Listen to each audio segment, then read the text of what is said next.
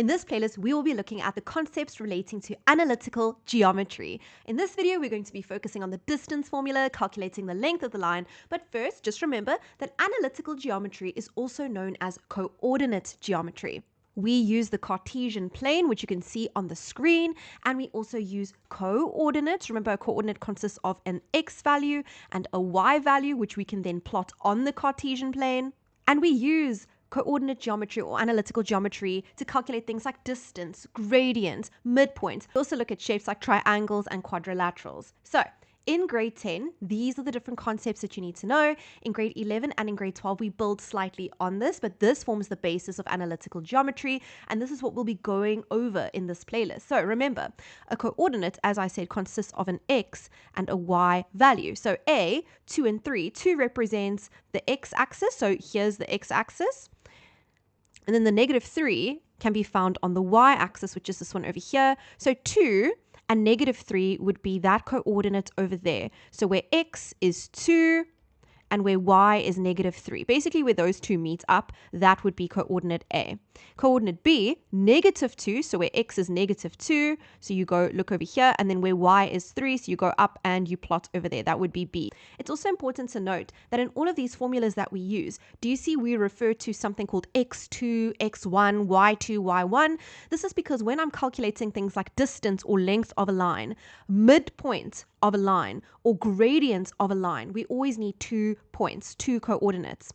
Coordinate number 1, we can label as x1 and y1. Coordinate number 2, we will label that as x2 and y2. So the little subscripts, these little numbers over here, basically just differentiate between whether we are talking about coordinate number 1 or coordinate number 2.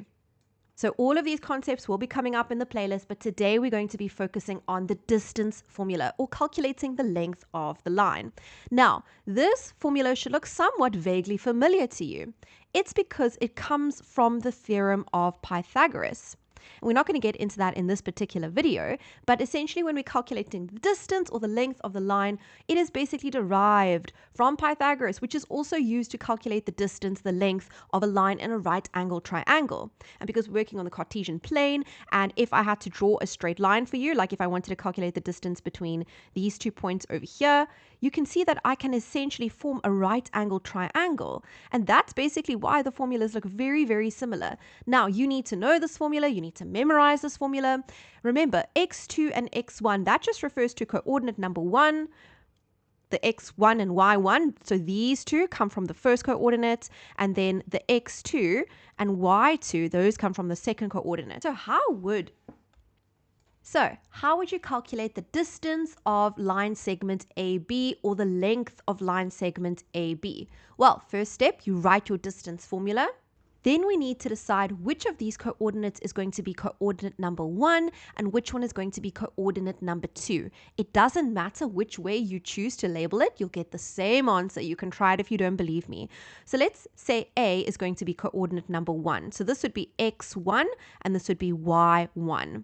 And let's say B is coordinate number 2. This would then be x2 and y2, because remember, each coordinate is made up of an x and a y. So then all I do is I simply substitute. So what I'm going to end up doing is x2. So x2, you go to coordinate number 2 and you go to the x part of that coordinate, which would be 5. Here's x2, it's 5. You substitute in 5. Then the formula says minus, you write a minus. x1, you go to coordinate number 1 and you go to the x value, which is 2. So minus 2, close bracket, square, because that's what the formula says. Then plus, because again, the formula says plus, y2. So go to the second coordinate, go to the y value, which is 7. So it's going to be 7 minus y1. Well, go to the first coordinate, number 1, and go to the y value. It's a 3. So 7 minus 3 squared. Then you simply type this whole thing into your calculator just like that, and I get 5 units. Okay, so that means that this distance over here from A to B is 5 units long. In my second example, it says show that triangle ABC, as represented here on the Cartesian plane, is an isosceles triangle. Now, obviously, you need to know that an isosceles triangle has two sides that are equal in length. The key word here is length. To calculate the length of line segments, so this is called a line segment, that's called a line segment, we must use the distance formula. So we need to calculate the distance of two of these lines and show that they're equal. If we can show that, then we've shown that it's an isosceles triangle.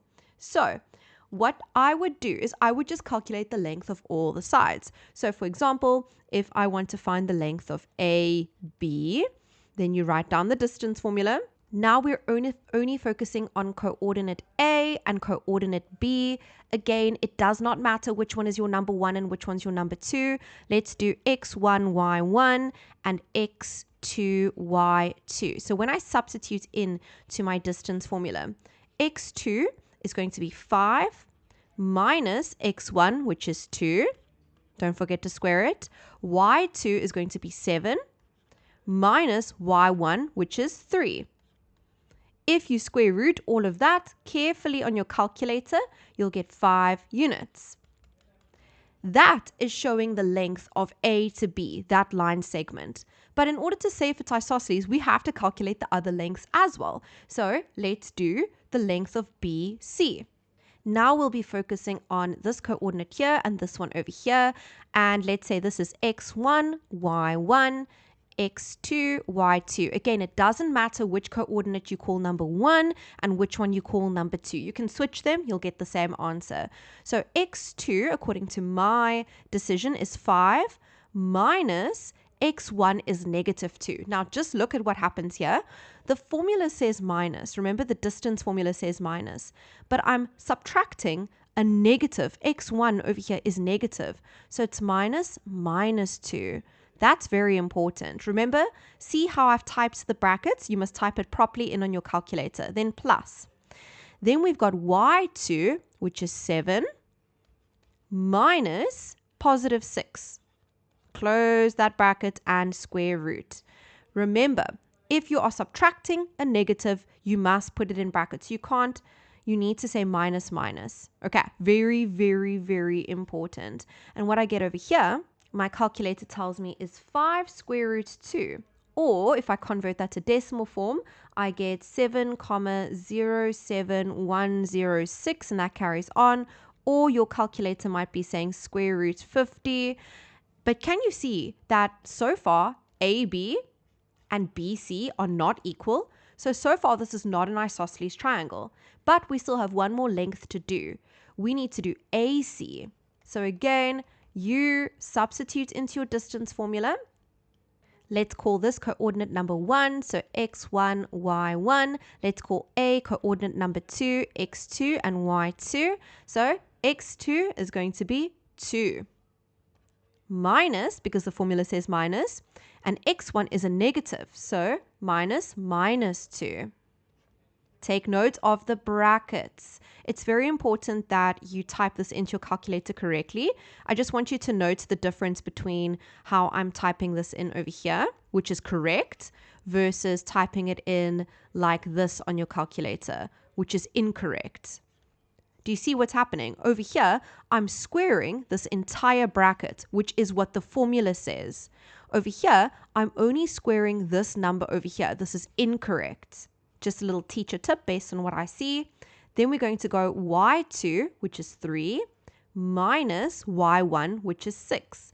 And then we square it. And what I get over there is also 5 units. So now what do you notice? Remember, isosceles triangles, two sides, two lengths are equal. So AB is 5 units and AC is 5 units. So you have to write a decent conclusion for me. So say therefore, those 3 triangles, the little triangle of dots means therefore. I would say a triangle ABC is an isosceles triangle. And what do you know? What is your reason? Well, AB is equal to AC, which is equal to 5 units. So it's very important when you're making your conclusion in analytical geometry to give a reason, just like in Euclidean geometry.